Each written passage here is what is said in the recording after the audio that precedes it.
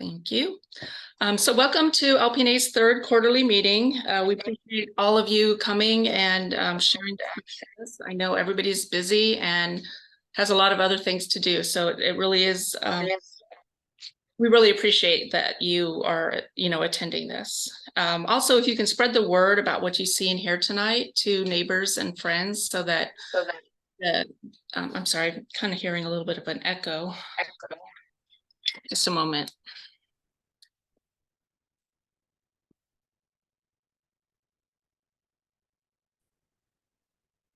Can you hear me now? Okay, sorry, I think I forgot to plug in my actual headphone. So it was echoing back. So you'll get firsthand inputs from our presenters, and you can ask questions at the end of the presentation. You can use the reaction button at the bottom of your Zoom screen, and we'll ask you to unmute and ask your question. We first want to introduce and thank our presenters for being here tonight. It's really helpful to have especially our elected representatives and other people in the community come and present to us so that we can get this information from the firsthand source rather than getting it passed along. So we do appreciate that. So first I'll introduce our board members, Las Paseos Neighborhood Association. So first, I'm Karen Latin. I'm the vice president, and Greg Peck is the president. Barbara Canup is treasurer, and our members, we also have Lynn. She's not here tonight, but she's our secretary, and Barbara's our treasurer. Members at large are Alan. He takes care of the website and park cleanup stuff. Herb Bowen does park and CERT, and Peter Chin does park. And so those are our members. We'll also have from District 10, Council Member Arjun Batra and Michele Dexter. From U.S. House of Representative Jimmy Panetta's office, Kent Harris Repass will be joining us. I'm not sure if he's here yet, but yes, he is. There he is. From San Jose Police Department, Southern Division, we'll have Captain Steve Donohue and Sergeant Jeffrey Yates. From Green Foothills, we'll have Alice Kaufman doing a update on potential Monterey corridor development that could affect Coyote Valley and a couple other Coyote Valley issues. And from District 1 County Supervisor Office, Sylvia Arenas will be joining us. Also from LPNA is Wyman Peng, and he will talk about the Las Paseos Community Response Team, otherwise known as CERT. So thanks for being here. We really appreciate you, and we'll proceed now. The first order of business is the approval of the minutes for March and June quarterly meetings. We did miss getting the March ones in. So if any of our members are here and have any comments, please raise your hand. And otherwise, we'll go ahead and vote. I guess just a yay or thumbs up. Are there any nays to the any minutes? nays? There we go. That's a better way of doing it. Okay, Yeah, so we're hearing no nays. I think the minutes are approved. Okay, great. And now we're going to turn it over to Councilmember Batra and Michele to give us an update on District 1 happenings. District 10. 10, I'm sorry, District 1 is supervisors. Council District 10. Yes, sorry. Not Board of Supervisor District. Yeah. Okay. Okay.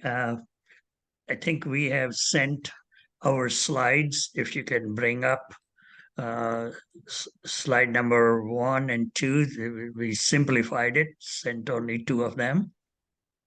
Who has the slides? Greg, do you have the slides? Nope. Who Did did we they send them to you? Okay, we can share them then. Okay, that'd be great. Let me, Michele, I got to find you and share you and let you be co-host here. Hold on a second. I can't find your name. There you are. You can't find Michele? on the list. Here we go. Nobody has trouble finding Michele for the last 10 years. I know. She's unbelievable, that lady. Yeah. So you're co-host, Michele. Yeah. Well, okay, but my thing is not, Michelle, did you want me to pull it up? you might need Oh, to because my, Wait, I see I screen have it. sharing. There it is. Yeah, there it is. All The right. slideshow won't play. The slideshow won't play. All But right. just hit the Oh, arrow. there's it's only fi- 2 slides. Yeah, there's only 2 Okay. slides. Just hit the Okay. arrow and don't do Yeah. slideshow. So thank you, Karen, for that introduction. Yes, I am Arjun Batra, and I am council member for District 10. And we'll leave District 1 supervisors presentation later. Okay, so in the brief minutes, I just want to touch, there's a lot happening, as you know, in your city and in our district, but I just picked up these quick items because you do get my newsletter. Most of the details are provided to you in the newsletter, and you also have a direct email communication with our district. So anytime you have input, you don't wait for any scheduled events to give that input. And we truly appreciate that. Okay, so there are 3 community things coming. One, as you can read it, there's a shredding day coming at the Victoria Outreach on September 30th, Saturday, from 9 to 10. So please make use of it and let it be known to through your channels. In addition to our newsletter, will tell that as well. Okay. We have made a special arrangement at Comedy Sports Night at the what was used to be called Oak Ridge Mall. It's right behind that, is now called the West Point Mall. And on October 13th, with a special pricing for the District 10 people, special discount. And that information has already been sent to you. And we are hoping that everybody from District 10 will show up for this event and enjoy the evening. The third There's 5, item, sorry. if you go on the, if you use the discount code, it'll be in our newsletter too, but if you use the discount code District 10, the capital D, District 10, you get $5 off. It's normally $20, you get $5 off your ticket. And if you show your ticket to the round table next door, you can get a discount off your dinner if you want to have dinner before the show. The show starts at 8 o'clock. And it's just a lot of fun. It's a fun night and it's going to be a lot of fun. So we hope a lot of people come.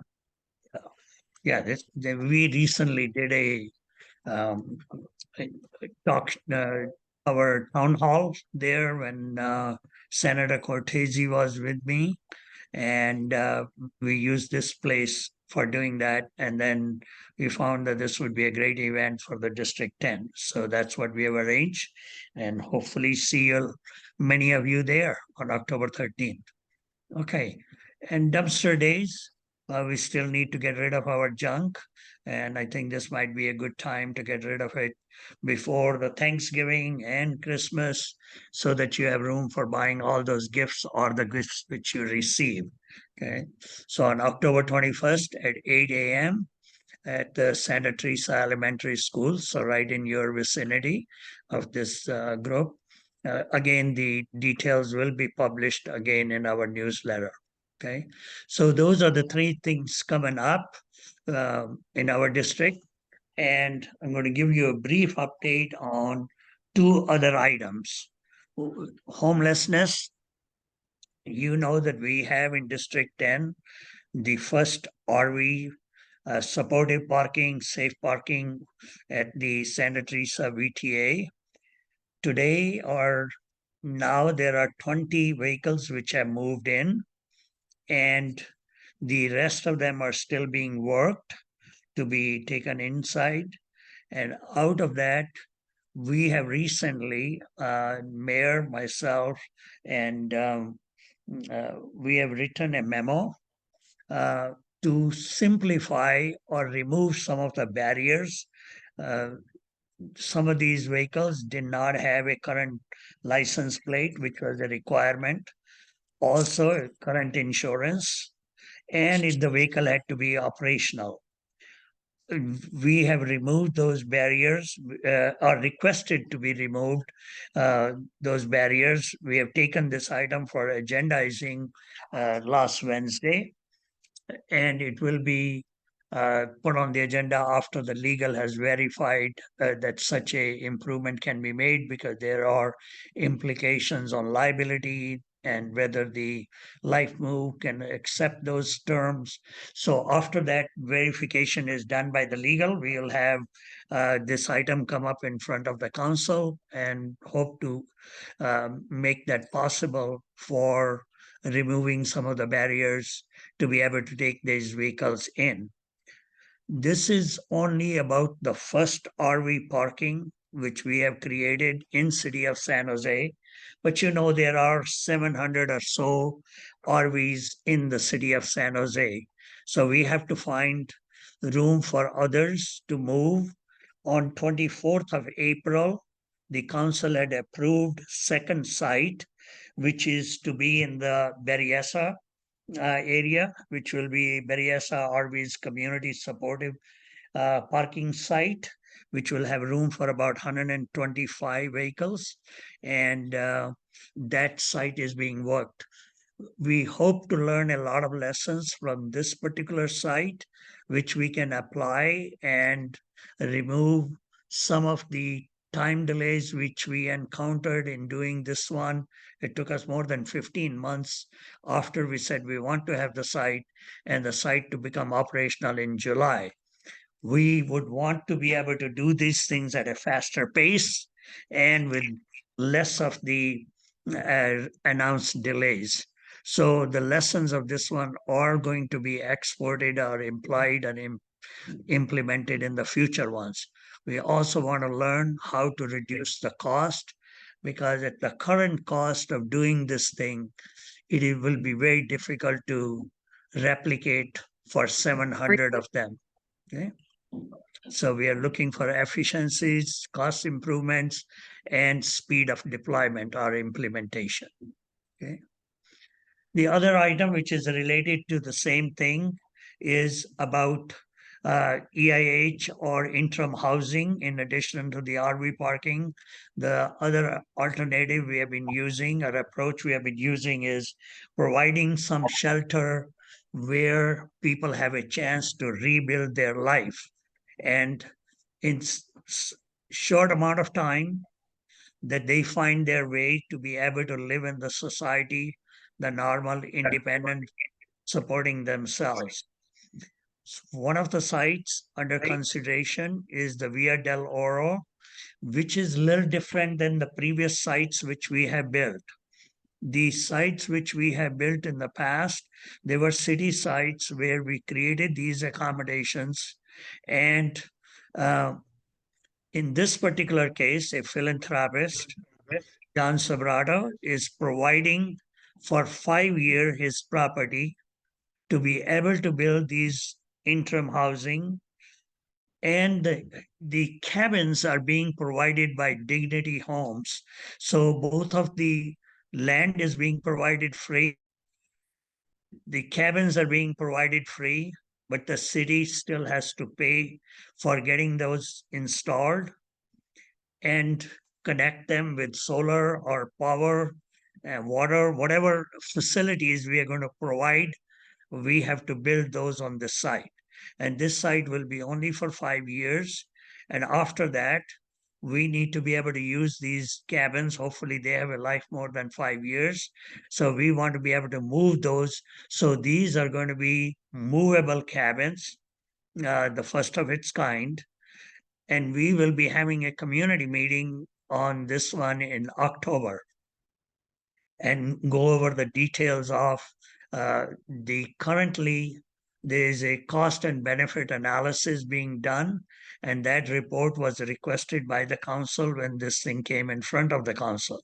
So now that report would be presented to the community in October, and the date is probably already published. It's going to be around 12th or 13th of October, a Friday. So, and look for that information coming your way. These are the items I had picked because you allocated me 10 minutes for this purpose so that you can have a chance to ask me some questions. I have one, I thought the meeting was October 2nd. Isn't that what we had, Greg? Or- Sorry. Yeah, that's what I thought, October 2nd, the new Yeah. meeting. Oh, The meeting's October 2nd. Okay. October 7th, 6:55. Just yeah, confirm so that. it got moved, and Okay. October 1st is when Omar Parsons is coming back from his trip, and October 2nd is the meeting. Yes. Arjun, this is Greg. Can you mention something about the Cerrone site, the VTA Sure. site that's going Sure. on, and possibly Yeah. in that site instead of the Yep. San Ignacio? Right. Okay. So at the VTA board meeting, the proposal was discussed that the VTA Cerrone site should give 5 acres of land on lease to the city of San Jose. And city of San Jose will build the 200 tiny homes which have been given to us by the state, and we will install those homes on that site. So at this board meeting, there were 12 members of the VTA board. 10 of them voted in favor of having this proposal. One was abstained or because was not present, that was Otto Lee, and one opposed, which is the mayor of city of Gilroy. Okay. But the proposal is carried. There was also a discussion about should all the 200 of these homes be built on Cerrone site, or should they be distributed to some other Cerrone site as well. There will be a second meeting of this will be happening at the VTA board, and at that meeting this proposal will be discussed, and hopefully it will be approved that all the 200 homes actually get built, the tiny homes get built on this particular Cerrone site rather than getting distributed. Supervisor Cindy Chavez was in favor of, she voted in favor of proposal, but she was also keen on having this other VTA sites be investigated, whether they should take some homes. So the second meeting will actually finalize. Our hope is that this will be all 200 on Cerrone site. There's some concern by the VTA employees who work there that whether their work and proximity to this would be a interference of any kind or not. That's why the supervisor Cindy Chavez voted or was keen on considering more than one site. But right now the proposal is all the 200 will be going on this site, and the second meeting needs to confirm it. Thank you.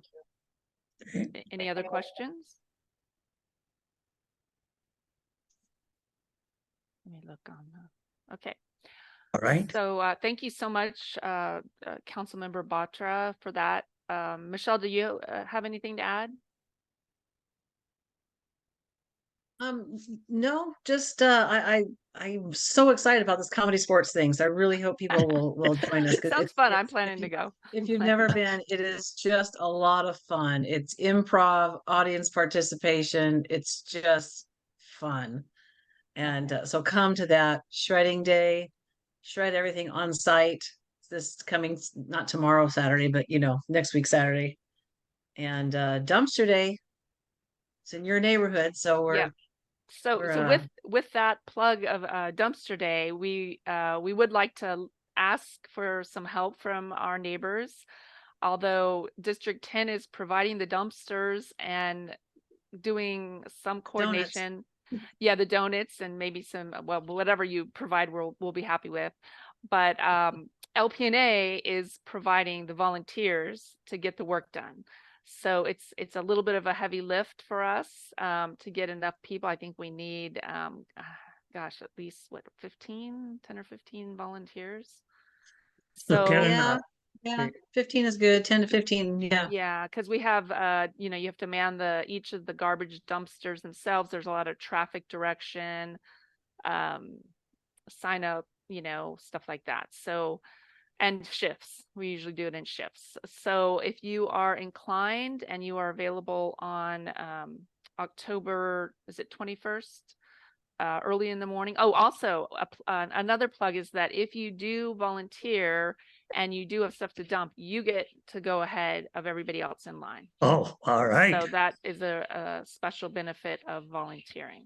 It's Karen, I want to acknowledge all the work done by the CAC for getting the RV parking, because it is really the first of its kind, and the CAC, or the Community Advisory Committee, which was created before this thing got started, and how diligently the CSE has worked in holding the meetings, publishing the minutes, negotiating the stuff, recognizing and addressing the issues which have come, and there's a plenty of them, as you all know.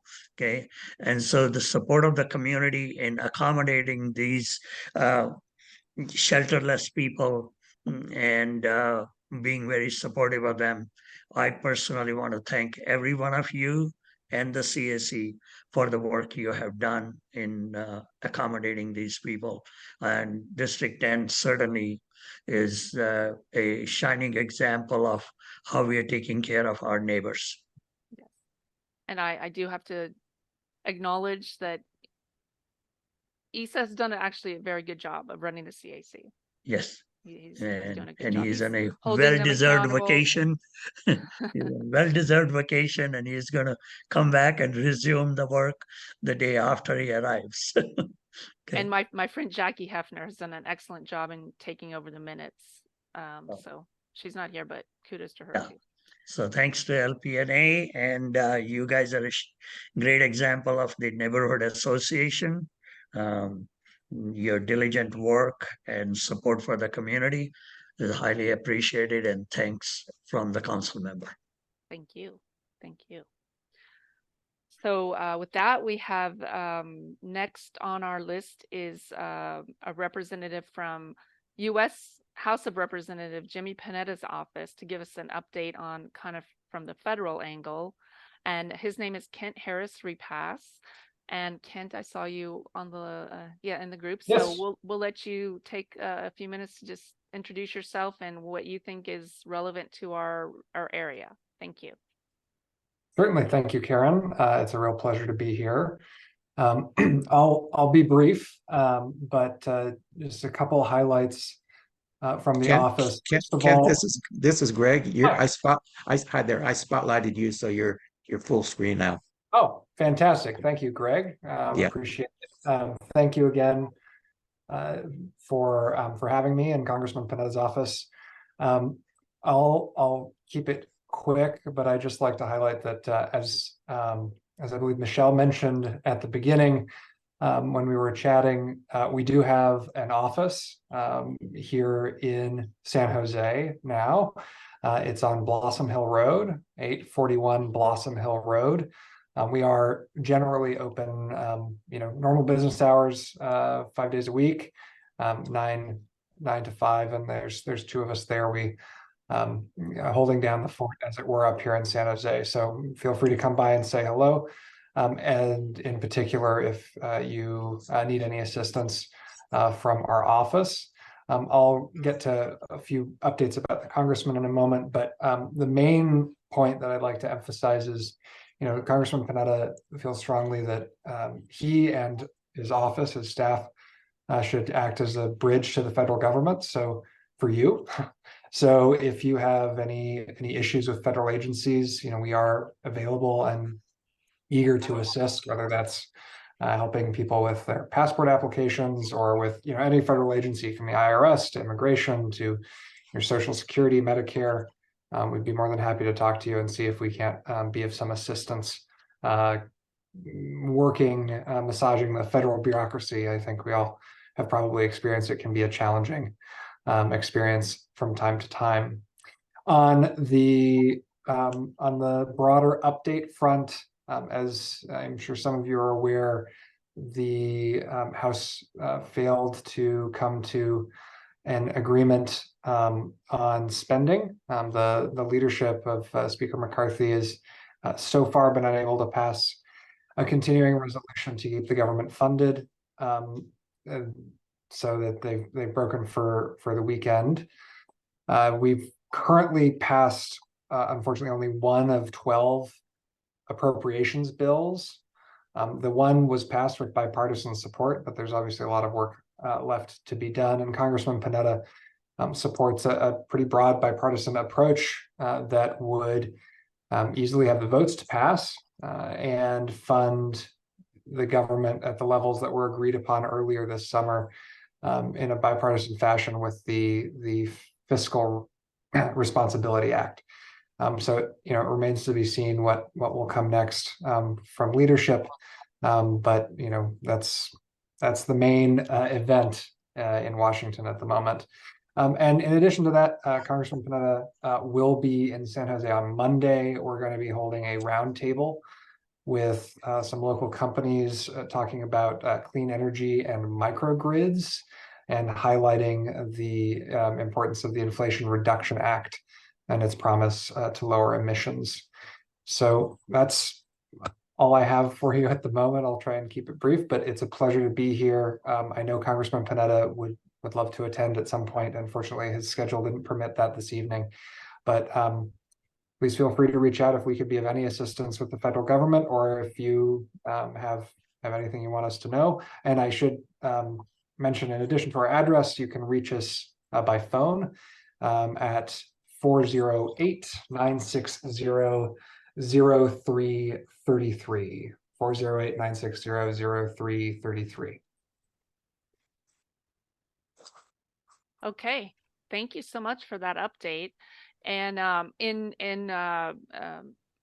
Representatives Panetta's defense, we just kind of connected at the last what's it called, hometown meeting? Yeah, that's town What, a hall. week or so, 2 weeks ago, and so obviously his schedule would have already probably been packed by then even. Yeah. So I appreciate you being able to attend on such short notice. That's Absolutely. awesome. Thank you, Karen. I really appreciate it. And we appreciate you having an office. I thought that was very exciting news, that because I don't know that we've had a U.S. representative that had an office here since I've lived here for 20 some odd years. So that's really cool. Yes, we're also very happy to have an office, have a home base there on Blossom Hill Road, and yeah, we're excited to be there and be in part of the community. So thanks again. Thank you. Anybody have any questions brief questions for Kent Harris? Okay, I don't see any raised hands. So we're going to go on to the police update, and we have Captain Donohue and Sergeant Yates. I don't know if you're both here. I can't see everybody on the screen, but I do see Captain Donohue. So do you want to start, or is Sergeant Yates here as well? Oh, there he is, right next to him. Okay. Yeah, Jeff's here is in a dark car. I do want to say to Kent that us gingers need to stick together. I do have red hair. I just choose to cut it to look this good. So there's that. I want to introduce. Most of you already know Jeff Yates. He's the ruggedly handsome police officer in a car right now working the streets. He's our sergeant for this area. But I also want to introduce Rick Ito. Greg, can you highlight Rick Ito or spotlight him so everybody can see what he looks like? He's Yes, let me find him, and I'll do that right away here. Not necessary, Cool. but Yeah. So Rick is the principal at Martin Murphy. And so I brought him with us today because we're going to talk a little bit about graffiti and gang issues and stuff. So I want to go over the crime, and then we'll have Rick talk a little bit about Martin Murphy and what they're doing. So to start, burglaries have, in the last 90 days, we've only had 10 in the last 3 months in the area, which is pretty good. 4 of them were vehicle, 3 residential, and 3 commercial. Those vehicle burglaries were kind of spread all around the neighborhood. We did have 2 on a court, which leads me to believe that probably one of the kids in the area. Typically, criminals don't go down a court to commit a vehicle burglary. It's usually kids walking around being dumb.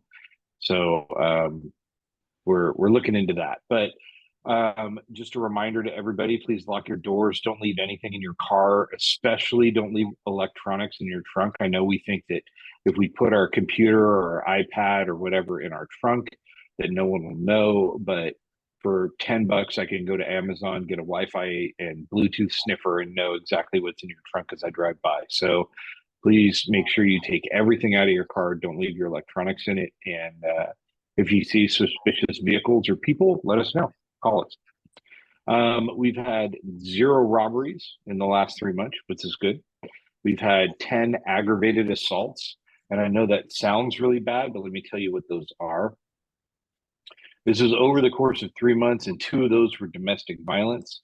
Remember, aggravated assault can be anything from a brandishing to a child abuse to a elder abuse to domestic violence or an actual aggravated assault. And of those 3 were real aggravated assaults, and they occurred in the shopping center. And so all 3 of those cases are actually still open and being investigated. So hopefully we'll get some kind of solve on those. We've had 0 homicides in the area. We've had 0 injury vehicle collisions in the area in the last 3 months. And then my favorite topic is proactivity.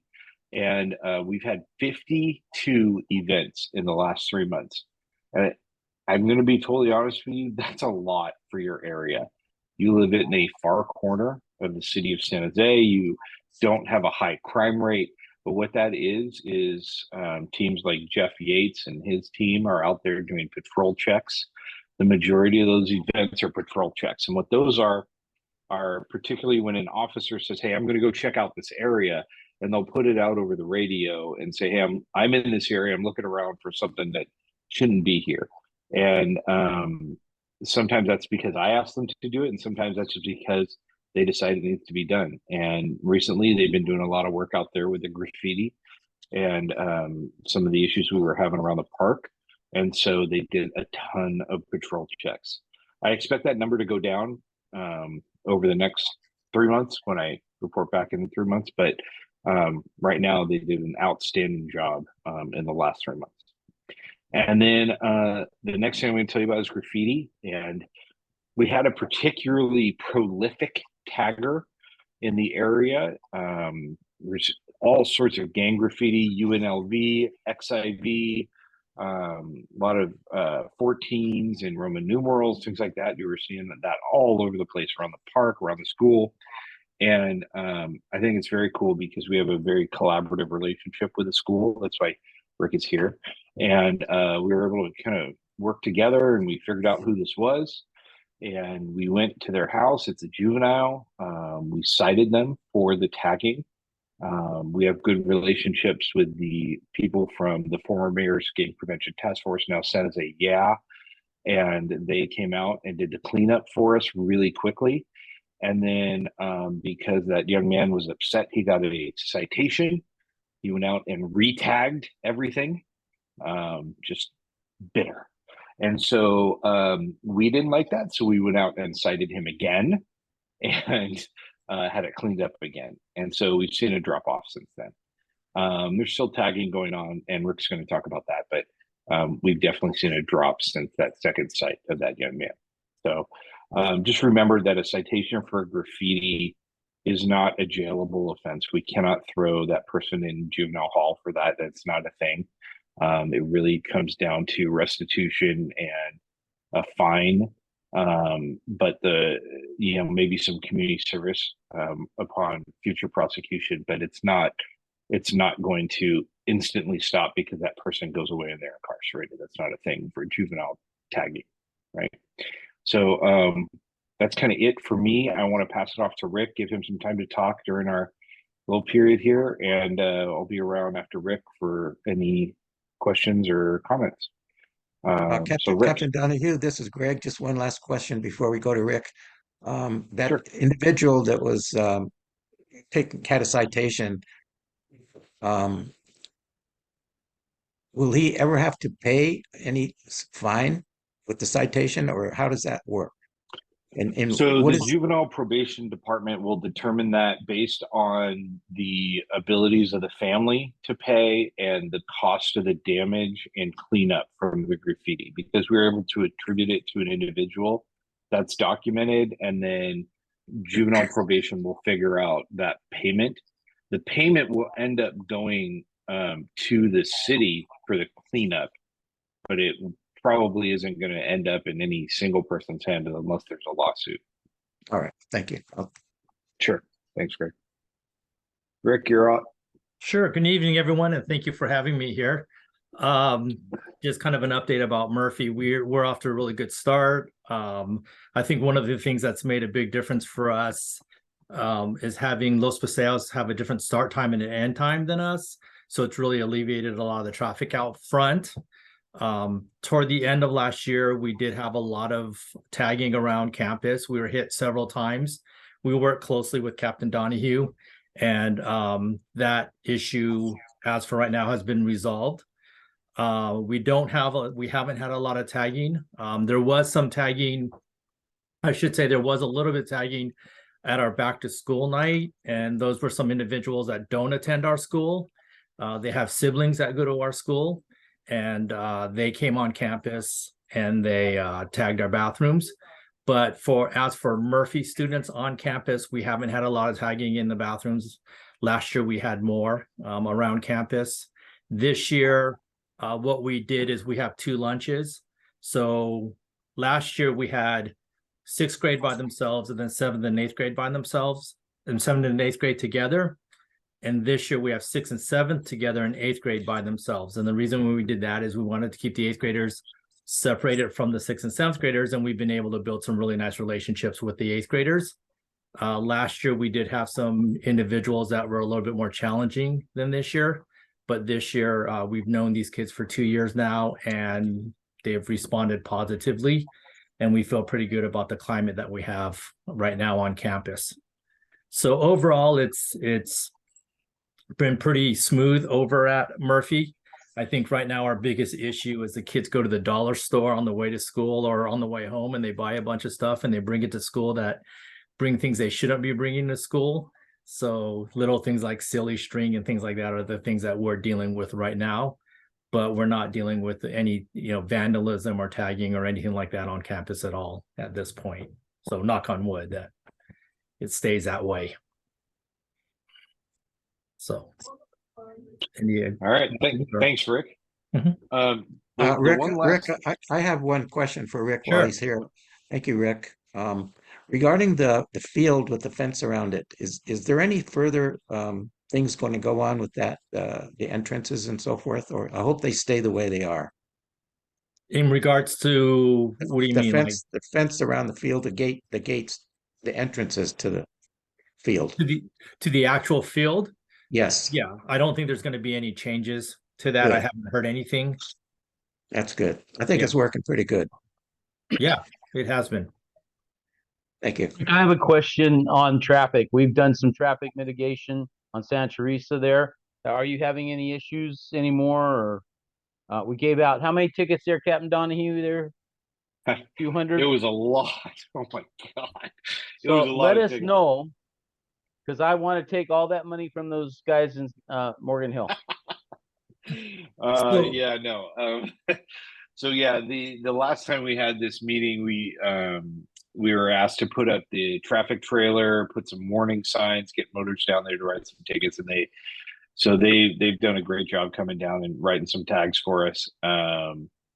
And they kind of dwindled off a little bit in the last probably month and a half, 6 weeks, because we've had some pretty high rate collision intersections elsewhere.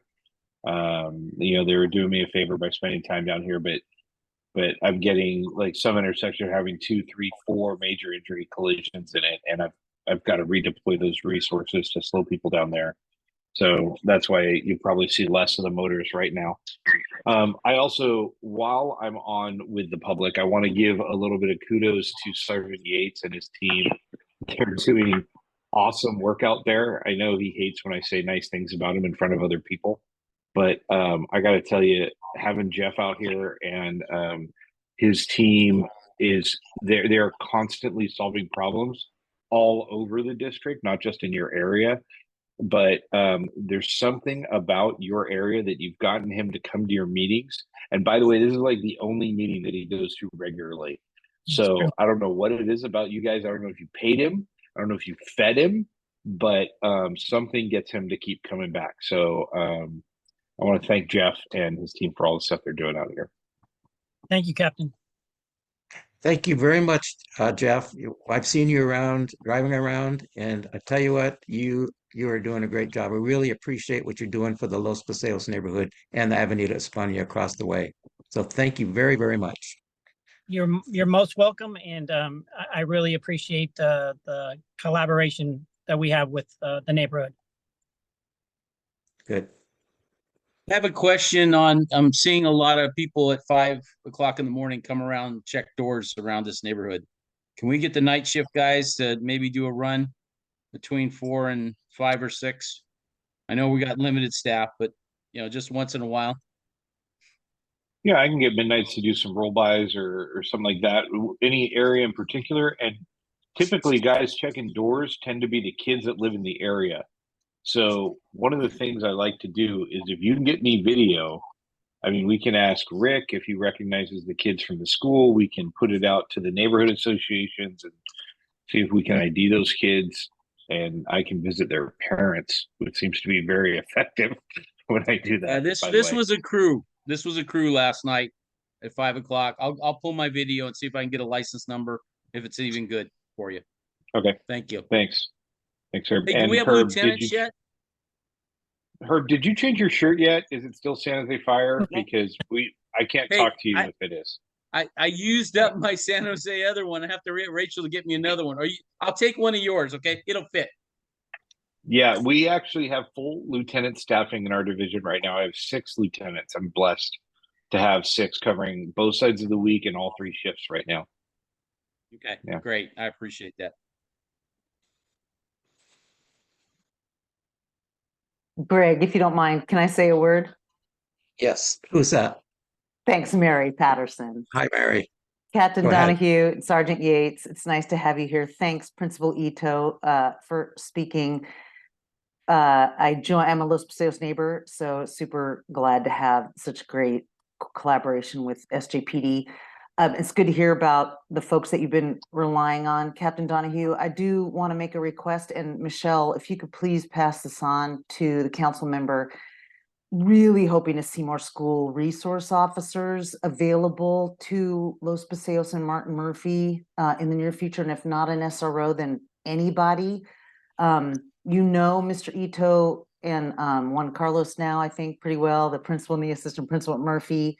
By the time they've called you all, they have done 92 things to rectify a difficult situation. And if they're calling you, it is urgent and it really needs a response, and we really need your help. So we have called I'm speaking on behalf of the school district. I'm sorry. I sit on the school board, but I'm a San Jose resident.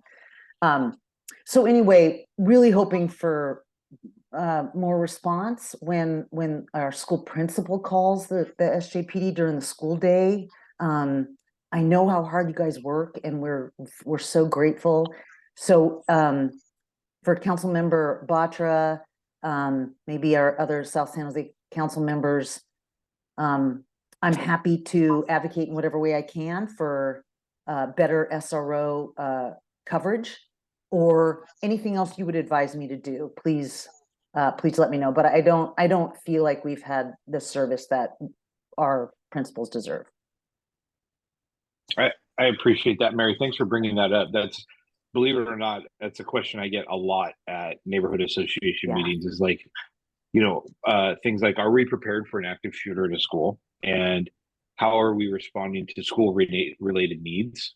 I totally agree with you. We are totally understaffed for school related needs, 100%. We have, Mary, how many SROs do you think we have in the city? I believe you have 4. I believe you have 4, Steve. Yeah, I know. 4. We have 4. We have 1 in the Southern Division. Great dude, Ramon Macias. But Ramon is the only guy for every school I have in the entire division. And it is not enough. Understood. So unfortunately, Rick is reliant upon, the patrol structure and when officers are available. we do have some things that we can talk about. I think it's important that we talk offline, not in Okay. this forum, for things we can do in the future and finding better ways to respond to the needs of the school. I totally agree with you 100%. Thank you. Thank you so much. Yeah. Yeah, I would really appreciate that. And Michele, I'll be calling the council member's office about this too. I'd like to be I'll be advocating for more SROs. It's been a long, hard haul. We've only had 4 for a number of years now. It's not sufficient and it doesn't meet our needs. And the school is suffering because we can't get law enforcement when we need it. And it's tough at Morgan Hill Unified because in Morgan Hill Unified, there is an SRO assigned to a limited number of schools and the response time is very quick. So in my district that goes from San Jose through Morgan Hill through South San Jose, San Martin, Morgan Hill, and South San Jose, there are community expectations around SRO response based on other jurisdictions, and we just don't have it here. So Steve, I would love to talk to you offline. That's on my list of things to do. So thank you so much for the offer. And again, Sergeant Yates, Captain Donohue, I really appreciate everything that you do.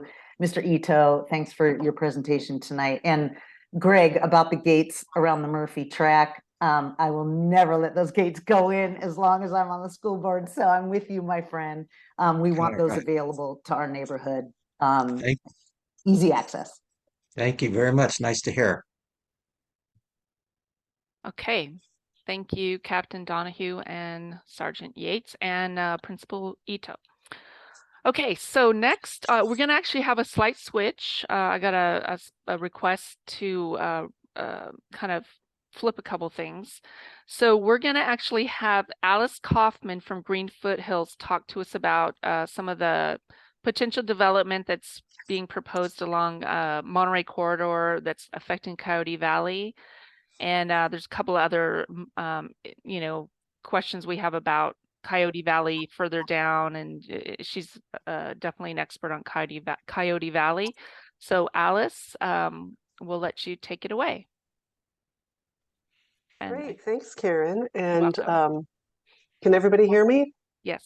Yeah, okay. Glad to be here. So hi, everybody. My name is Alice Kaufman, and I am the Policy and Advocacy Director with Green Foothills. And if you are not familiar with Green Foothills, we are a nonprofit environmental organization. We work to protect open space, farmland, and natural resources in San Mateo and Santa Clara, and now in San Benito counties through advocacy, education, and grassroots action. And we've been around since the early 60s. So we've been here for a while. And protecting Coyote Valley has been one of our major campaigns for many years. We spearhead the Protect Coyote Valley campaign. So if you subscribe to the Protect Coyote Valley website and newsletter, then you get our newsletters. And so Karen and Greg wanted me to come here and just talk really briefly about what's happening with the city of San Jose along the Monterey Road corridor in Coyote Valley. So basically, some of you might remember that at the end of 2021, the San Jose City Council took a historic step in voting to change the zoning and general plan land use designation for North Coyote Valley, which was at that time industrial, for industrial development, and they changed it to open space and agriculture. Open space on the publicly owned parcels and agriculture on the privately owned. At the same time, the council voted to direct staff to explore the potential for some expanded retail and commercial use along Monterey corridor, with the rationale that those were very small parcels, all opening onto Monterey, which is, as you might know, a very busy street, not really conducive to like moving tractors and heavy farm equipment around on. So, they wanted to try to do something for those landowners. But at the same time, stated in the vote, in the motion, that any kind of expansion of use would have to be compatible with the protection of Coyote Valley for agriculture and open space, of the rest of all of Coyote Valley for agriculture and open space, and also with the fact that the Coyote Creek and the Coyote Creek Trail, and that's a whole county park. It's a county park. It's a whole linear county park there along Coyote Creek and the trail. So also any development there also could not negatively impact that park resource. So I'm just going to share screen really fast. And okay, hang on a second. I do not have my presentation queued up. Let me do that now.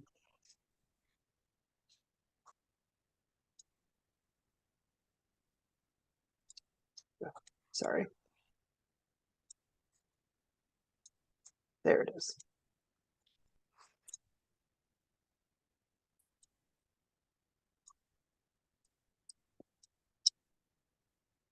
Okay. So I'll just go through this really quickly. I know that I do not have a lot of time on the agenda. Just really quick for folks who are not aware of why Coyote Valley is so important for environmental groups like Green Foothills, and frankly for a lot of people in the community, it is a unique and critical 7,400-acre natural landscape from the end of the urbanized part of San Jose down to the border of Morgan Hill.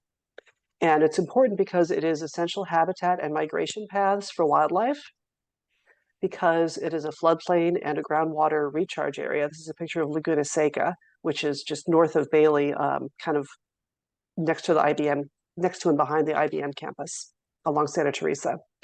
And it also has some of the last remaining prime farmland in our region, so it's important agriculturally. And of course, it is a beautiful place to hike, bike, and enjoy nature. So I'm just going to, again, go really quickly through what is happening with the Monterey Road Corridor Study, or I think the planning department is now currently calling it the Coyote Valley Corridor Study, which is fine. I think of it as Monterey Road because, as you can see from this image, it's centered along Monterey Road. It goes from Metcalf Road in the north to the border of Morgan Hill in the south. But because the rail line runs right along the western side of Monterey Road, it only applies to the parcels that are east of Monterey Road. And these are these ones outlined in kind of magenta here. This is, by the way, is a screenshot from the presentation that was given a couple of weeks ago by the planning department. Some of you might have attended that meeting, and so this might look familiar to you. So these are the privately owned parcels. It doesn't include parcels that are publicly owned. Some of them are owned by the county or by the city. Oh, and it also, one of the reasons why it kind of like, it's like a little bit here and then nothing a little bit here, is because the land use jurisdiction along Monterey Road is, some of it is county and some of it is city.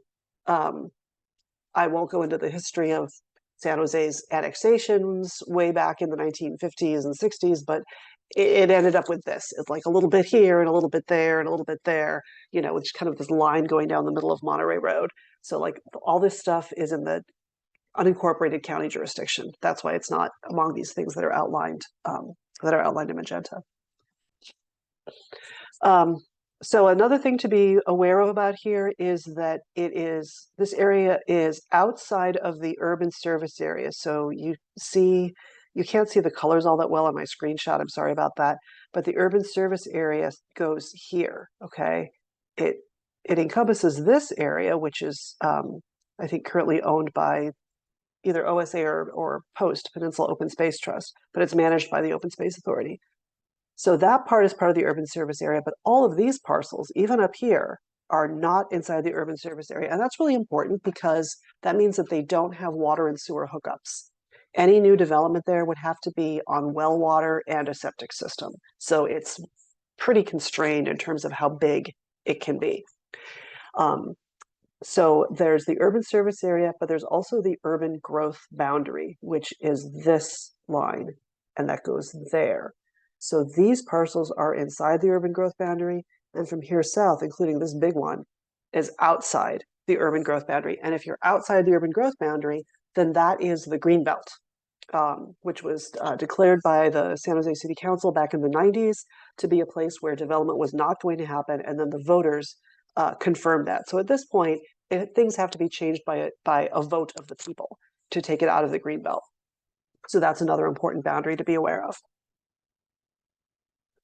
And another constraint that there is along Monterey Road is that there are very few intersections. If you've driven down there, you've noticed there's a concrete median barrier, and there's only a few places where you could either drive in from a side street, like there's an at-grade railroad crossing, or even like flip a U-ey, you know, and go, you know, if you were heading south to go back north, or if you were heading north to go back south. So it just, in terms of circulation, it's just really limited. And this is a floodplain map. So that shows you the 100-year floodplain. You see how it includes, you know, a couple of these parcels that are along Coyote Valley, and you know, impinges on some others. And of course, you know, in an era of climate change, what we call the 100-year floodplain the flooding may be happening more often, you know, on average than once in 100 years, with the way things are going. All right, you know what? Actually, let me. Well, you know, I'll go ahead and do this. I think this is my last slide. So I can tell you a little bit more about the city process after I finish going through all of these slides. But basically, this is the timeline.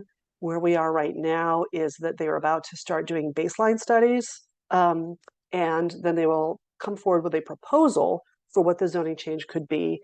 These are going to be shared with focus groups, which includes landowners on the one hand and open space and environmental organizations on the other. And then they're going to come back to the public and you know, present the potential the proposal, what it could be, and then it will go to the planning commission and to the city council. All right, so so what is this all, you know, going to be about, right? Is, I know the question that everyone is going to have is like, what kind of uses are going to be proposed?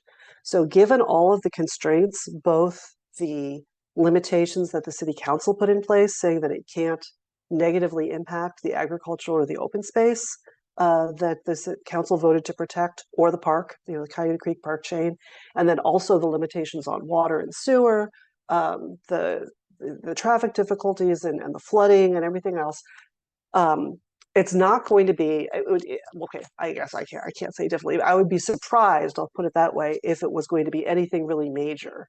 That said, this is a very sensitive area, Coyote Valley, which is why the environmental groups have worked so hard to protect it over the years. There, you know, wildlife are trying to cross Monterey Road and getting hit and killed by cars all the time. It is a terrible roadkill hotspot. I've seen photographs of dead bobcats. It's just really sad. So that is one real issue, is that we do not want to see increased traffic that is going to kill more animals. The Open Space Authority and Post actually are in the process of trying to figure out how to do wildlife crossings, like under or maybe over Monterey Road, which on the one hand would be great and would remove the roadkill issue. But on the other hand, once the wildlife get across Monterey Road, if they run into a whole lot of development, once they're on the other side, that's not any better. You know, they're still going to be blocked from the corridors that they need to get to. The Coyote Creek is a wildlife corridor. They need to get to it. And all of these parcels are in between Monterey Road and Coyote Creek. They're kind of sandwiched in there. And then finally, you know, with Coyote Creek being such an important wildlife corridor, if you have, you know, I don't know, restaurants with outdoor dining, you have other kinds of activities happening, lights, noise, human activity, that drives animals away. That makes them less likely to be able to use the Coyote Creek as a wildlife corridor. If they do use it, they become more stressed. It impacts their survival in all kinds of ways. So there's really not going to be a lot that would work in terms of development there. Unfortunately, some of the landowners, from what I understand, basically have dollar signs in their eyes, like cartoons. You know, they're seeing, you know, they're envisaging huge development potential, and the city staff is kind of caught between the reality and getting pressured by the landowners. So basically, it's really important for the city to hear from the public, saying that we don't want to see a whole lot of development along Monterey Road for all of these reasons, because of the wildlife, because of the flood risk, because of the loss of farmland, and just because it's not a good idea. That's just not the place where we should have a lot of development. We should have it in the urbanized area, right? Where it's not going to, for one thing, it's not going to create a lot of greenhouse gases with people driving back and forth. So that's our position as Green Foothills, and hoping that everybody will be speaking up once this is coming back to the public, and letting the city know that you don't want to see a whole lot of development there. And I will stop talking now and see if anybody has questions.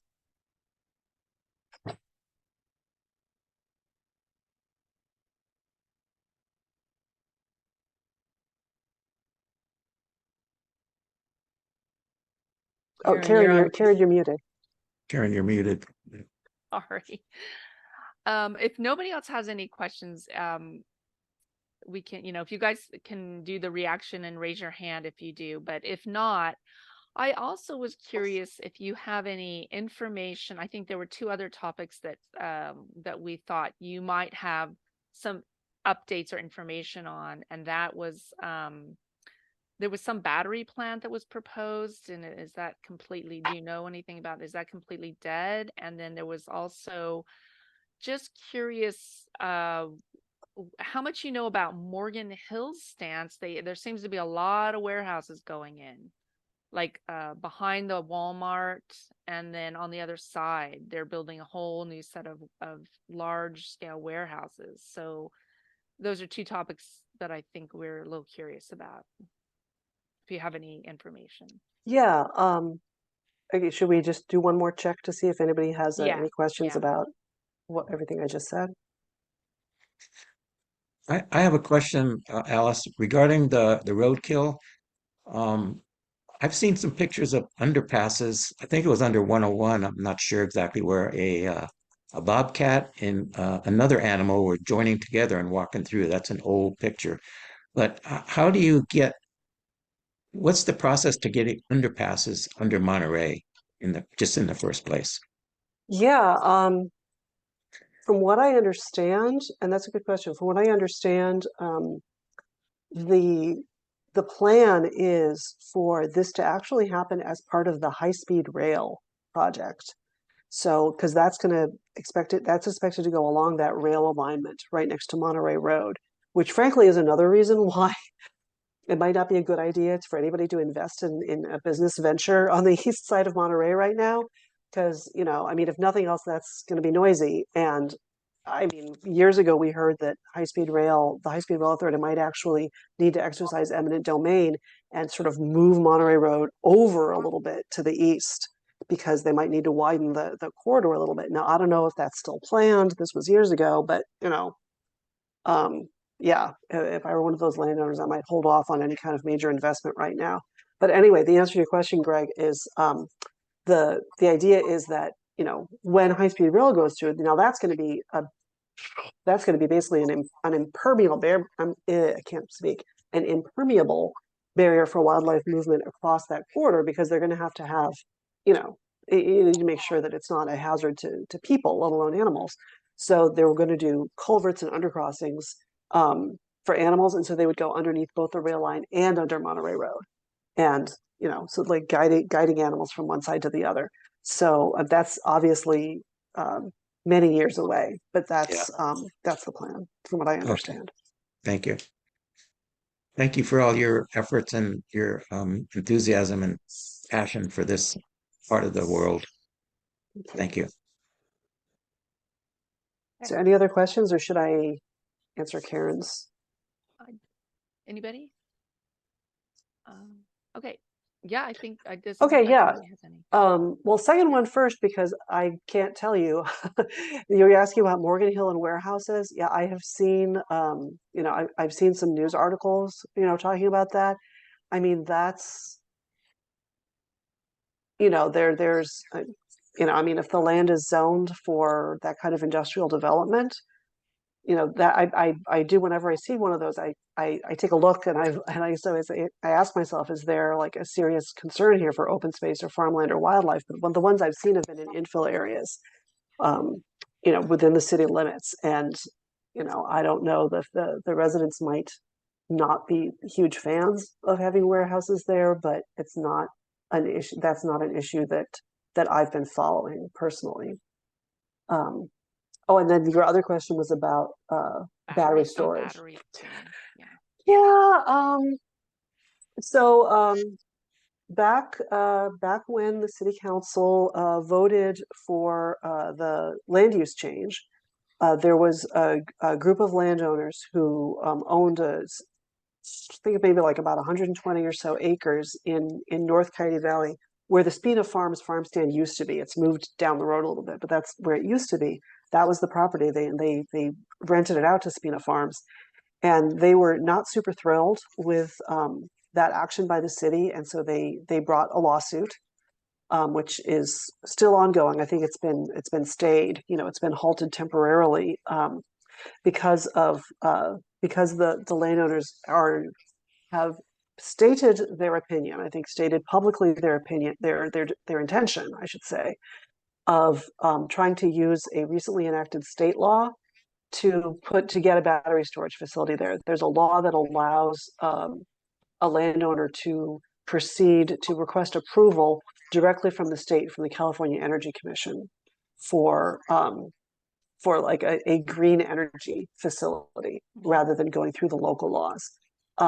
I could say that I've been in meetings with some state officials with the California Energy Commission, and they've said they haven't received an application yet. So, nothing is actually moving forward on that yet. But, the impression that I've gotten has been that well, for one thing, I think the law that was enacted requires them to at least consult with the local land use authority, which in this case is the city of San Jose, and that they're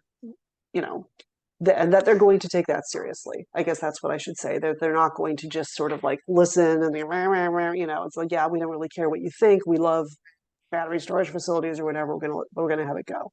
So that is the impression that I get, is that they are going to pay attention to what San Jose wants. And when San Jose says, we rezoned this to open space and agriculture because we wanted to protect this resource, then the state will listen. So nothing is ever guaranteed in this world, but I think that we certainly don't have to completely freak out yet. I'll say that conservatively. Okay, thank you very much. Appreciate all those updates. Anybody have any questions before we let Alice move on? Okay, Alice, thank you so much. You don't have to feel the need to stick around. You're welcome to if you want, but we do appreciate you giving us an update and clarifying. Thank you so much. Yeah, anytime. Thanks, everybody. Okay.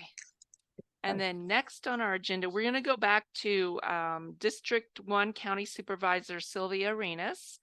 And she's here in person or virtually in person. And Sylvia, we'll let you take it away.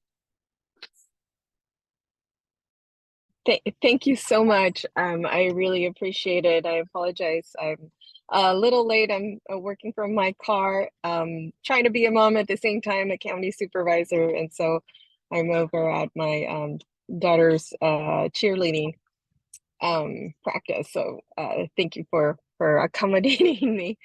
I wanted to take a chance to introduce myself tonight for those of you who haven't met me, or I haven't met you, but I did get a chance to visit with some of you because on the national night out that we had this past August, I got a chance to actually meet some of you folks. So I'm really happy to be back and actually begin to provide you with updates on a monthly basis on what we've been working on, what we're up to, what we hope to accomplish in this and the remaining part of the year, and then to hear some of your priorities and concerns as we move forward and establish a collaboration between our office and myself and the Los Paseos Neighborhood Association. And so I really appreciate the chance to just share a little bit about who I am and a little bit about the updates. First of all, I do want to say that I not only do I cover San Jose, I cover or south side of San Jose, Evergreen. I also cover San Martin, Gilroy, Morgan Hill, and did I say San Martin already? San Martin counts for twice, I guess, tonight. And in that, there's a variety of issues that we're challenged with, but I'm very fortunate to have some of the as Alice was speaking, I was thinking about how much open land we have in my district. And I think I have the largest district of all of the county supervisors, along with an array of different challenges that our residents and our neighbors face, from, you know, having permits for horse stalls to figuring out how to, you know, improve some of the unincorporated paved roads, and how to deal with some of the traffic. So there's just an array of things that our neighbors are dealing with, and we're just really happy to be of service for everyone. So I wanted to provide a really quick update in terms of really just some high level progress on some of the work that the county does. I wanted to start off with talking a little bit about our mental health and our behavioral health department. I know that everybody is recognizing post-pandemic that our youth are in absolute dire need of support, and not only our youth, but ourselves as well. And so I encourage you to reach out and connect within our system. In case you're dealing with some issues, or that you know, you have somebody in your life that needs some additional support, please let us know. And I think Vicky is online as well. And so Vicky, if maybe you could put on the chat some of the resources that we have, including our crisis contact information, that would be really wonderful. The other thing that I wanted to share is the most recent investment of $10 million to expand some of the wellness centers at our local schools, as well as the approval of affordable housing developments that are going to really address some of the housing instability that our community is facing. And I'm really proud to be part of the voting bloc that has approved both of these things. The behavioral health support through our schools are obviously really important, and wellness centers have our California Superintendent Tony Thurman has determined that is one of the best practices, and many of our districts are receiving resources. And what we're hoping to do is really coordinate with those districts so that they have what they need on site at our schools in order to prevent a lot of things from happening. And, you know, there's a lot of pent up feelings and trauma, really, from isolation, especially as you're developing as a young person. And so we want to make sure we catch our youth and our teens and our children at an early stage, and to connect them with some resources. The other piece that I wanted to talk about was our county's Measure A efforts, and I'm really happy to report that we've been doing a lot of really great work around this, and this is all really directly to staff. There's about 35 permanent supportive housing units that are coming down the pipeline. This is off of San Ignacio Avenue. And this is for homeless individuals and families with special needs, including unhoused pregnant women. We have 15 rapid rehousing units to help homeless individuals and families with,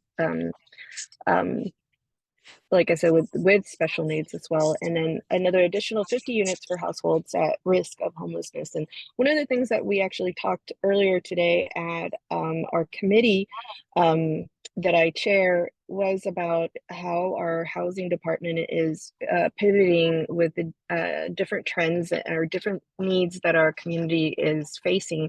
And so one of the things that we talked about at length is how important it is to prevent homelessness. And that's a lot of what our housing department is spending their money and their resources and their time on, except that what we're finding now that it's taken a little bit longer to stabilize our families, and it's taking more funding than it normally does. So we are able to help less families because, one, we're spending more time and more resources in order to really stabilize them and prevent that homelessness for those folks.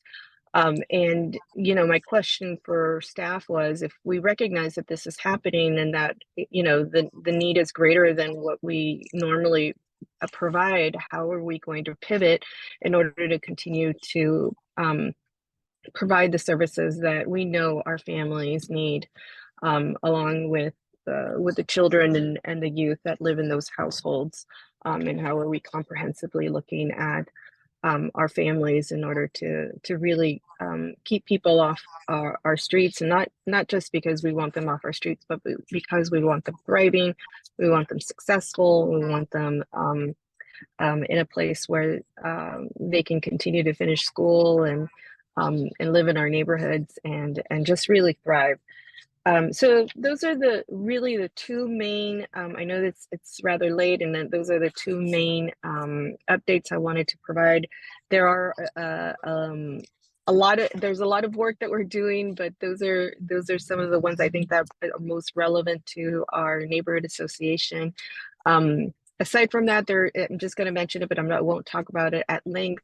There's a Latino health assessment that I have asked our public health department to do in order to take a look at some of what has been happening with the Latino community, and in order to prevent what we're seeing now as a result of the pandemic, where we knew people were not doing well, and now they're certainly not doing well. And when our most vulnerable of the population is not doing well, it's a sign that we need to pivot and shift, and our systems need to respond.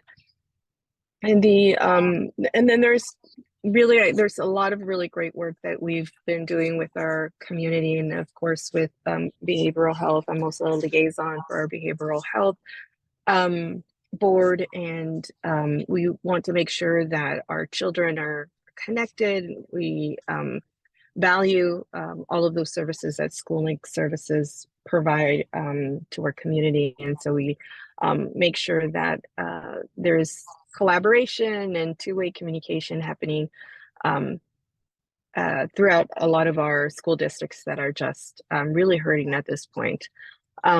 You all know about the lower enrollment, and because of lower enrollment, of course, there's less resources, and it's just a huge cycle. But we're really focusing on making sure that our youth and our families are stabilized, as well as providing just overall casework support for issues that are happening within our community. As I mentioned, those issues vary from horse stalls to roads to development. So our work is it's quite fun and keeps us on our toes. So that really is my update for this particular month. I'm happy to return and hopefully a little more concise. I know I took some time to just introduce myself and talk a little bit about who I am, but I hope in the upcoming meetings we'll keep this a lot shorter. I promise I won't take up this length of time, but I truly appreciate you affording me this privilege. Thank you, Supervisor Arenas. We really appreciate you attending. Does anybody have any questions specifically about anything that Supervisor Arenas talked about? Yes, I do. Okay. My name's Herb Bowen. We're part of the LPNA group, and we do a lot in the community, including CERT. And I was wondering if you're familiar with CERT, and is there grant opportunities? We're starting teen CERT. We're doing a lot in the different communities throughout San Jose. So I was wondering if there's any available grants that we could use for LPNA and the CERT community. Oh, you're on mute. What a rookie, stayed on mute like that. I mean, we were in the pandemic for how many years on Zoom? I should really know this by now. Let me get back to you on that. I know within the city of San Jose, we had, of course, our CERT funding and resources. I'm not as familiar as I want to be on the county side, but I know that is absolutely essential for our district as we face, you know, fires and floods and, you know, I don't know what it is, but we get the brunt of a lot of natural disasters. And of course, everybody's on the same page when it has to do with earthquakes. But let me look into that. And I know that Vicky's probably making some notes. We'll absolutely come back and tell you. Well, we won't wait for a whole month. We will send that over to you and make sure that we recognize this need and this interest. Oh, and then I think Vicky has. I'll send her my info about what great. we're looking for. We're looking into teen CERT and trying to get more teens involved. So that's a community emergency response team. I love it. We need their muscles. Okay.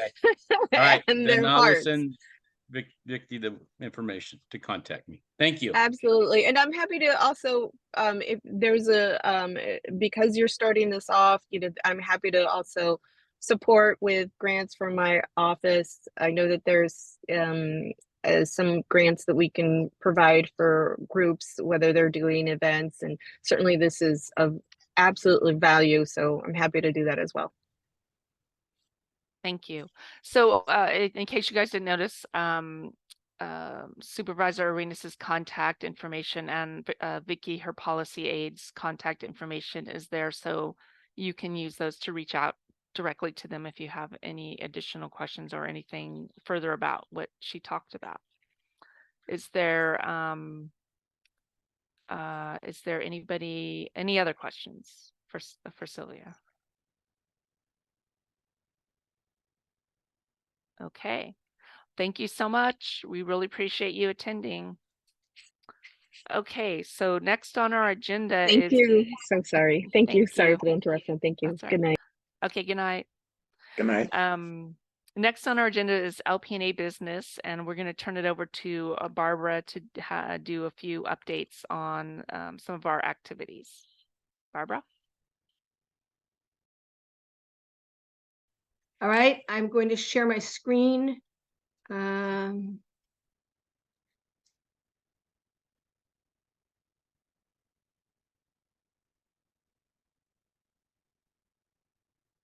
right, so I'm the treasurer, and so I'm just giving a brief fiscal year end report. Our fiscal year ended on June 30th.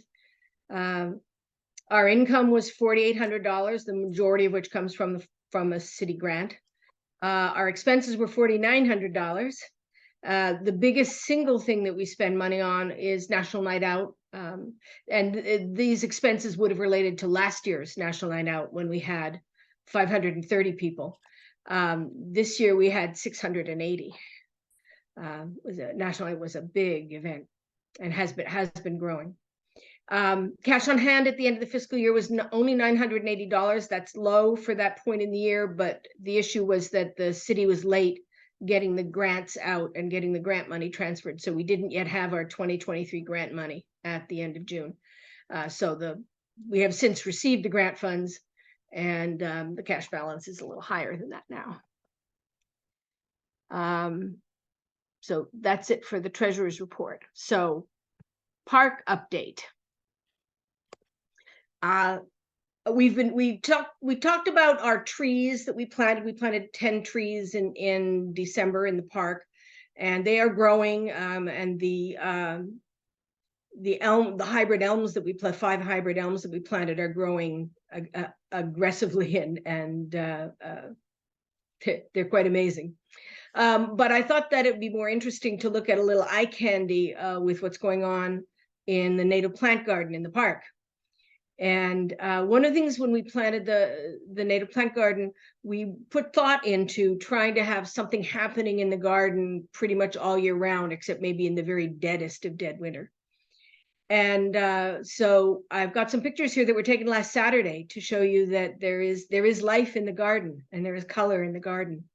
On the upper left, we've got our Rosa californica, our California wild rose, which bloomed in the early summer in pale pink, and now we have bright orange rose hips on the plant, and that plant is really growing and thriving. Below that is one of my favorite plants because it's so easy, it requires no maintenance and grows like a weed kind of.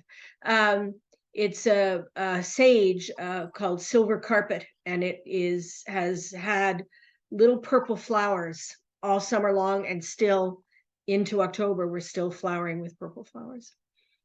In the middle on the bottom is our California buckwheat, which is unusual for our garden in that it has white flowers, and that has been flowering since midsummer, and will continue to flower into October.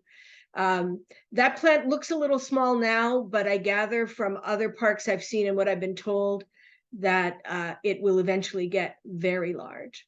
But the big star is on the right, the epilobium, which is affectionately known as the California fuchsia. It isn't a fuchsia, but it's a California native plant, which puts up in late summer and on into October impressive tall spikes of orange trumpet flowers. You can't miss this one walking by the garden. They are also very attractive to pollinators, both hummingbirds and bees. And I've heard one thing recently in a native plant discussion online about why they flower so late in the year, and there is at least a theory that they flower so late in the year in order to catch hummingbirds in transit migrating back to Mexico and Central America from North America, and that so that the flowering is allegedly timed to coincide with hummingbird migration. So I just thought that was an interesting point. But the native garden is going to need some work. We need some fall cleanup. So we're going to be looking for some volunteers. I'm thinking the last weekend in October or the first weekend in November might be a good time. We're going to replace a few plants. We need to clean up leaves and litter, do some deadheading and taking some plants back down to what they should look like for winter. We'll be putting out some notices and looking for volunteers for that process. Barbara, this is Greg. There's a message from Michael Van Dam. Is there a list of the plants under description, where to buy, how to feed and water for the California native plants? We have a spreadsheet of everything that we've planted, and I have been meaning to get it posted on our website, and that just hasn't happened yet, and that's my bad. That lists what sun they need, what water they need, what soil they like, what their growth habit is. Okay. Just the best source I've found for native plants is a place a lot of people don't know about. It's the Capital Wholesale Nursery. It's off of Aborn Road, and they work very well. If you have a bunch of plants you want or several plants you want, you can send them an email, give them a list of what you want, and they will send you back a purchase order listing the plants and the prices, and they can get pretty much anything you want. Occasionally they can't get something, and if they can't get what you ask for, they'll try to find something similar and substitute it. We've had very good luck dealing with Capital Wholesale. So for native plants, that's the first place I would go. You can go to their location and look at what they've got and just take what you see there. They have a large native plant business within their general nursery business. But if you're looking for obscure things or things that are maybe not quite as common, then contacting them and requesting it ahead of time. They've been quite easy to work with, and I've as you see, we've had a lot of good luck. Thank you. Karen's put the address in the chat, so we'll post that later too. Thanks, Michael. Okay, yes, good question. And so speaking of volunteers, last year we LPNA formally adopted Los Paseos Park through the Adopt a Park program of the Parks Department. And we've put a lot of effort into the park. A lot of the time has been spent in the native plant garden and watering and maintaining trees. Over the course of this winter, we installed a drip irrigation system in the native garden, and that is working marvelously. We also do other things, including monitoring for vandalism, et cetera, as you see there. From January through June, the first 2 quarters of 2023, LPNA members recorded 70 hours of volunteer work in the park. And we will be submitting that number to the Adopt a Park people, because they want to know what we're doing to maintain our park. We work very closely with the park staff, and we meet with them semi-regularly to talk about improvements and issues. And they are very responsive. In fact, sometimes you have to, do a little banging to get their attention, but they really appreciate when the neighborhood cares about the park. And if you want to volunteer, if you'd like to volunteer for the fall cleanup in the garden, or for anything else, or to help us water the trees, it's not raining much yet here, so we're still having to water the trees we planted. We have to water them for 3 years, so that's going to go on for 2 more years. You can contact me at gardner@lospaseosneighbors.com, and thank you. I will be requesting more volunteers along the way. We have a new program that we're just launching at this point for free trees. These would be the street trees, the trees that you plant in the parking strip between the sidewalk and the street, because under the terms of our grant, they have to be on city property. The goal here is to improve the neighborhood, to increase San Jose's shade canopy and reduce the heat island effect of global climate change. Our city forest helps with the tree selection, and bless their little hearts with getting the permit to plant the tree, and with planting. In return, the homeowner resident has to commit to maintaining the tree for 3 years, watering it, monitoring it, etc. We have a limited number of trees funded by the Beautify SJ grant, and we're looking at a couple of possibilities for increasing the number that are available. We're going to be putting out a flyer very shortly, hopefully early next week, and that will be distributed. If you currently know that you're interested, you can contact me again at gardner@lospaseosneighbors.com. But keep an eye out. We will be sending out detailed information on how that process will work. Carol Stewart has her hands raised. Thank you, Barbara. Carol? You can unmute yourself and. There we go. Okay, now can you hear me? Yes. Okay, I'm just responding to what you just said.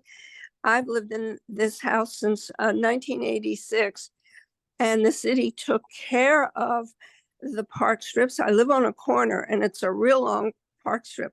So the city took care of the park strips on the corner and in front of the house. In July 2008, I believe that's the date, I have a pamphlet, they changed it and made the homeowners totally responsible for the upkeep and payment of trees, whether it's replacement or just, doing something to cut down a limb or whatever. And also the sidewalks.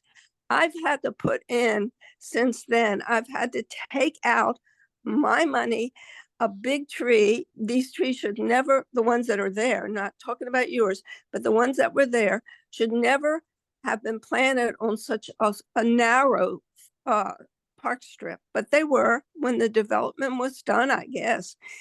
I've had to take out and pay for sidewalk area.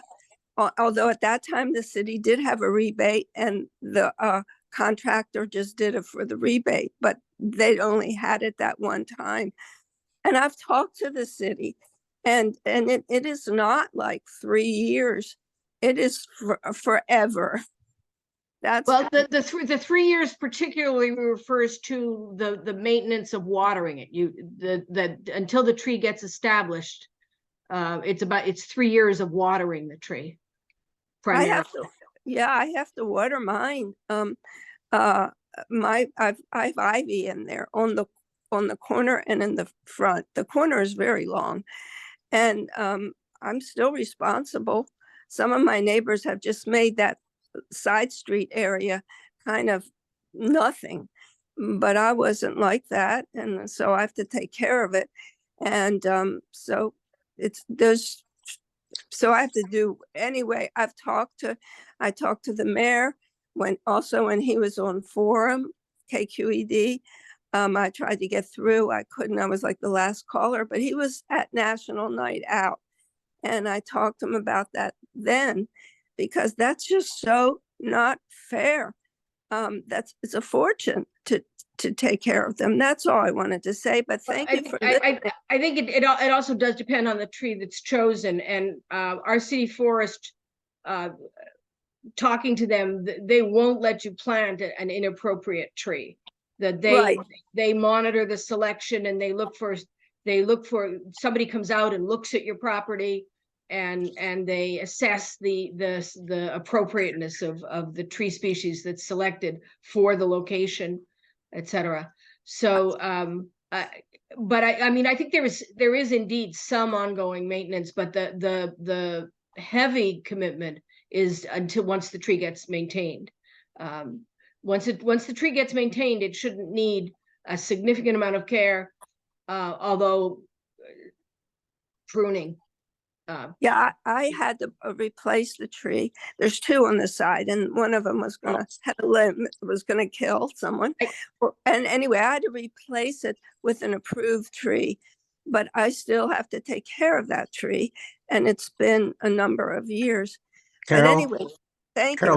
This is Greg. I'm going to give you a call, and I'd like to talk to you further about this 2008 changeover, and then talk to you further. I've had a couple comments with Matt Mann when he was a council member, and since as a mayor. Gilroy offers an 80-20 deal for all residents down there on the park and strip trees. They'll pay for 80% of the cost. You get 3 bids, and you pay for 20% to fix broken trees or sidewalks that are broken and so forth like that. So I'm going to be working further with the mayor on that one. So I'll call you later. I'll call you later. Thank you. Thank you, Greg. Okay. We have one more business slide. This is just to announce that the nominations for the election of the LPNA board for 2024 is now open. The actual election will take place at our December 7th meeting. Information about the description of the roles of our officers according to our bylaws and biographies of current officers are on our website at lospaseosneighbors.com under the About tab. Anybody who wants to nominate themselves or somebody else can email a nomination to any LPNA officer. If you have a personal email, know the personal email, you could do that, or you can send an email to president or vice president at lospaseosneighbors.com. There's also a contact us capability within our lospaseosneighbors.com website. And that generates an email that goes to Greg Peck, the president. Nominations will close on November 7th, 2023, which is 30 days before the meeting where the elections take place.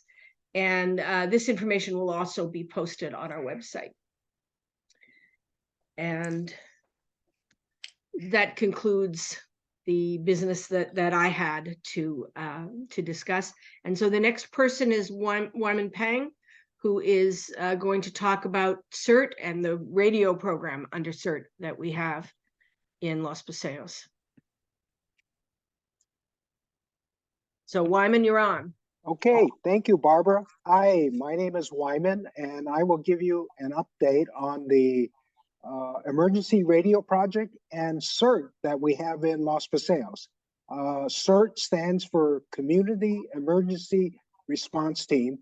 It's actually free training provided by the city of San Jose, and I will tell you more about that in a later slide. Now, concerning the radio project, in a disaster, phones and internet may not be available. The network and the infrastructure can be damaged or overloaded. So the LPNA Emergency Radio Project was started over 3 years ago, and our goal was to have radios for emergency communication. And our goals is to have coverage throughout Los Paseos, and during an emergency, we would use these radios to coordinate teams on the ground and to report status up the chain of command. Now, of course, radios will not guarantee that we're going to be able to contact emergency services, but we need to be prepared. So I'm encouraging you to become CERT trained to be prepared. You can go to this sjncert.org website, which is a nonprofit which was started by Herb Bowen, one of the board members here. But I'll talk more about that in a following slide. Next slide, please. Okay, this is I'll show you how we would use radios in an emergency. Like I said, you know, phones and internet may be disrupted. Normal communications are disrupted. So we'll just give an example in an earthquake, how we would use radios. So for those of you guys that have gone through CERT training, you know that it teaches us that in the event of an emergency, we need to be able to be on our own for up to 72 hours. The first thing is that we need to make sure that our family is safe. Now, the next phase is to help our neighbors in the neighborhood. So the first thing we would do is set up a CERT command post in Los Paseos. This would be done by our neighborhood leaders and CERTs. And then we would organize teams to assess the neighborhood situation. Now the teams would include people that are CERT trained and other volunteers. What we would do is check for injuries, look for building damage, and to do welfare check. Now, the radio is a tool for use in an emergency, and we would use these radios to communicate between the command posts and the teams on the ground. Okay, next chart. This shows you a map of all the radio operators we have in Los Paseos. So the yellow dot is the nearest intersection of the operator, and we are looking for more radio people, especially in areas where we currently don't have it. So, you know, encourage you to join the radio team to help out Los Paseos. Next slide, please.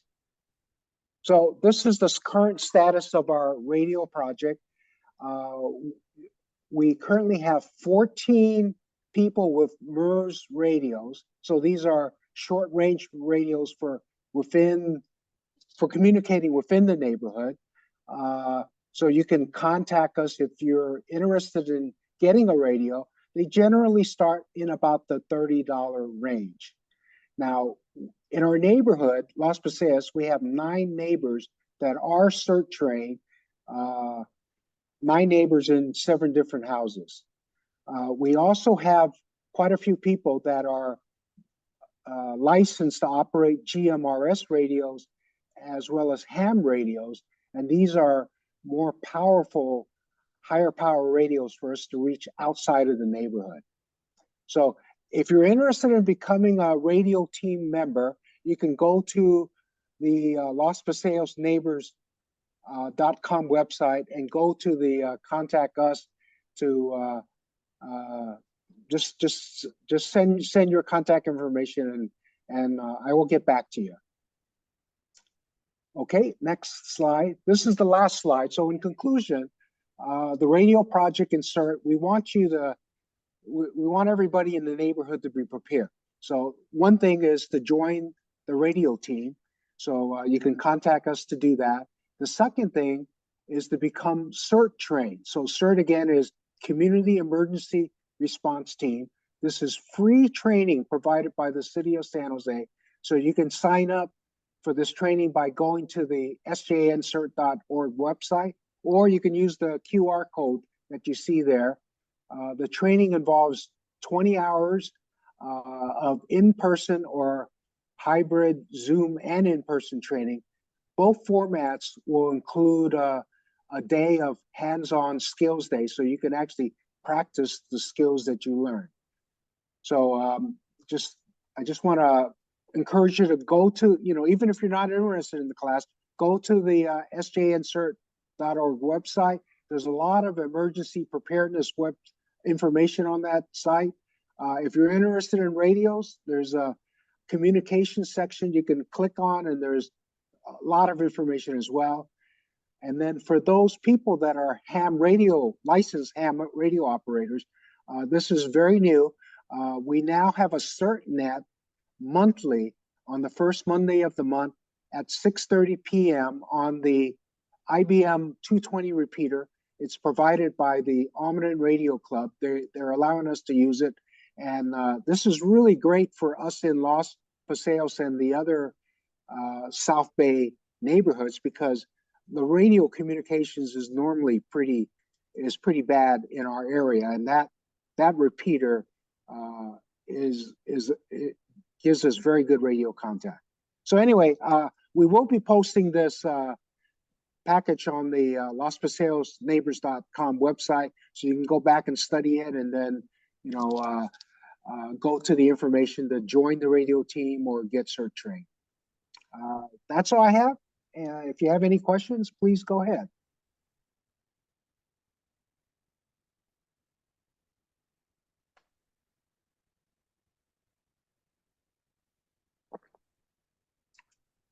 Okay, I guess that's it.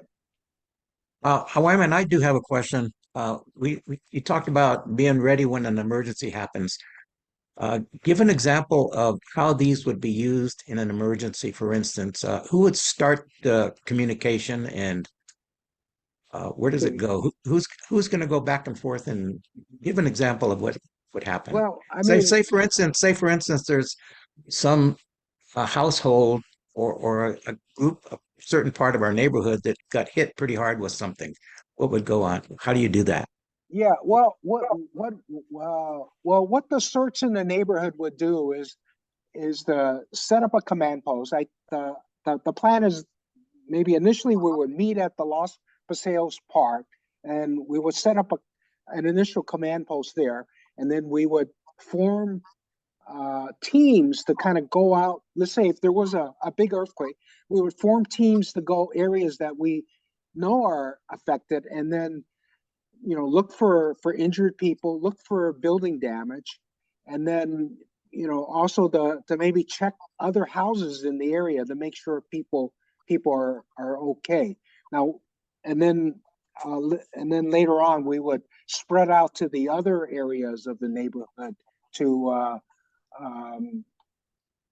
also do the same thing. Areas that maybe does not look like it was affected by damage.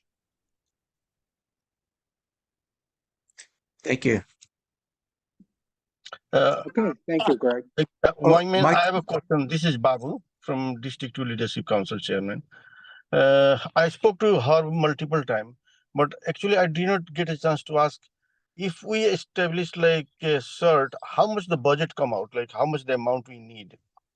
I think Herb is the best guy to talk about that. I think most of the stuff that we've done in Los Paseos has been, I think small amounts of money funded by LPNA or, funds that Herb has gotten for the neighborhood. Yeah, Herb is online now. I saw him. He's here.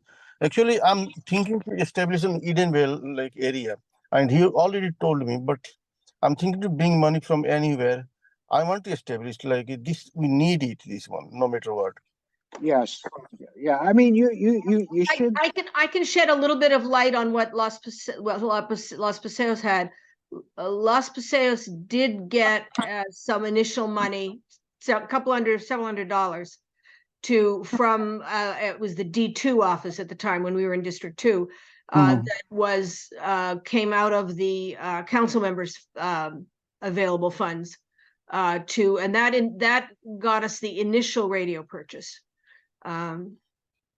Other purchases have been made from funds from left over from various sponsors that we had for National Night Out, that where what the sponsor paid was a little more than what the National Night Out cost, so it gave us a little money that wasn't dedicated to a particular cause, and some of that money went to buy radios as well.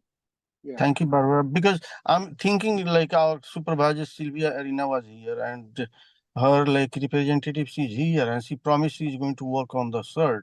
So I'm thinking to reach out to her and her office, like, and So work let me together. intervene here a little bit. There's a hierarchy here that we want to do throughout CERT. Each neighborhood is going to build out their own neighborhood CERT group. I'm working with a lot of neighborhood associations to do that in all the districts. That's one of the goals that we have in San Jose neighborhood CERT. I think, Babu, we talked kind of, I need some help with Edenvale, and between Hayes Mansion and Edenvale, it's going to probably work out. We'll have to work some things. I'm going to reach out offline, and I'm very interested, and I'm going to reach out like to the office. Like, so yeah, I mean, the other thing is at some point we're going to have kind of major CERT command posts. I'm thinking the Southside Community Center, so we can move people there and then get information to the city. But we have to take care of ourselves. So each neighborhood's going to have to support itself in basic needs during earthquake, disasters of any type, pandemics. It's neighbors helping neighbors is our slogan. And that's what the goal of our organization is to do, especially in our underserved communities. On the east side, we've been working with them a lot to get them going. But I have more throughout the city that we need to work with. So it's a big task. We're building out district leadership for this throughout the districts and working with the council members to do that. So no more to doubt, come. Harvey, are doing fantastic job. Thank you very much for your work, and we really appreciate it. Thank you, sir. Appreciate you. Yes, thank you, Herb and Wyman. I think, thank you, Wyman. That was a great presentation. Actually, it's kind of motivating me to take the class. I did look into the class and I was like, 20 hours.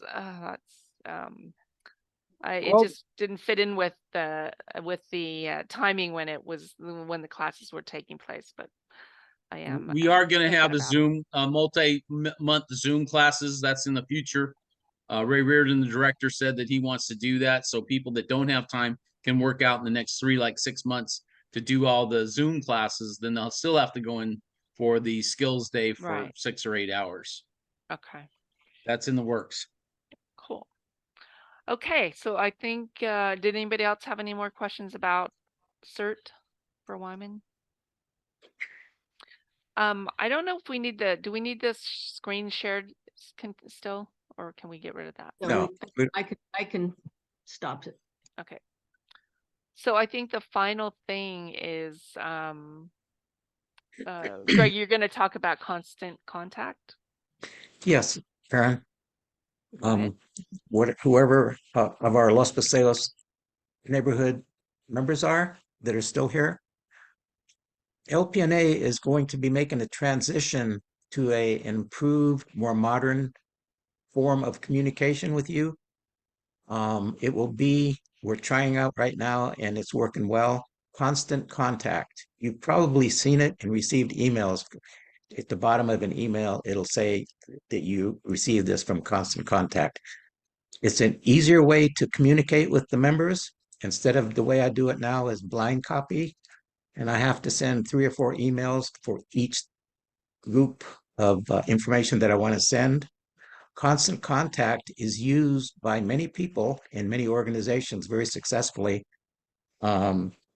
One of the reasons why we want to make this change is because right now I'm the only one that can send emails to the list, and we want to get that changed so that 1 or 2 more board members can do that. That's one reason that we're doing it. Better security. Yeah, security, it'll be better security. Constant Contact has one of the highest security features in this type of communication. Right now, you're getting it from my computer. So I think it's going to be much better deal, and it'll be more modern. We'll be able to give you better emails with better information, easier to explain it to you, and I think you'll appreciate the emails better. So when we're going to make this happen is an email will be sent out to all of our members, telling them about this changeover, and we will give everyone until the end of October to approve this so that we can move forward. I think you'll see an email coming from me very soon regarding this changeover. And we're trying to get it done by the end of October. Right. Thank you, Karen. That's it. Okay. Greg, Yeah. Yes. there's a question Wanda Wong was asking about the cost of constant contact. The cost of constant contact for the service that we want to offer is about $12 a month. Depends on how many contacts you have, and for our level, we're still at $12. Yeah, I think that goes up to 500.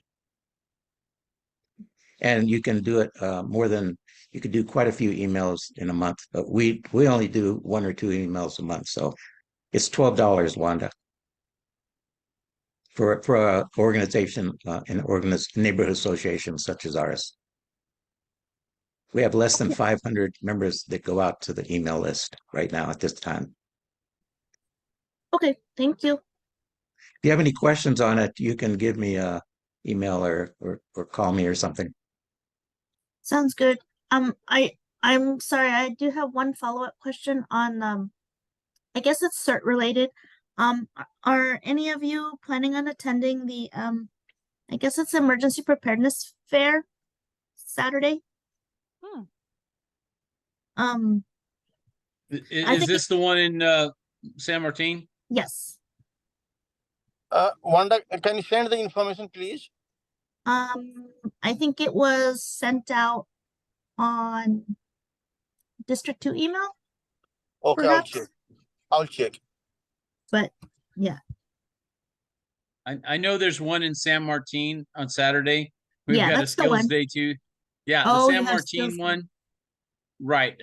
Yeah, I mean that one is, I mean, kind of they're trying to get the South Valley connected together. So Yep. that's what they're working on with that. Our group has an outreach event, and we're going to that Hillview Airport.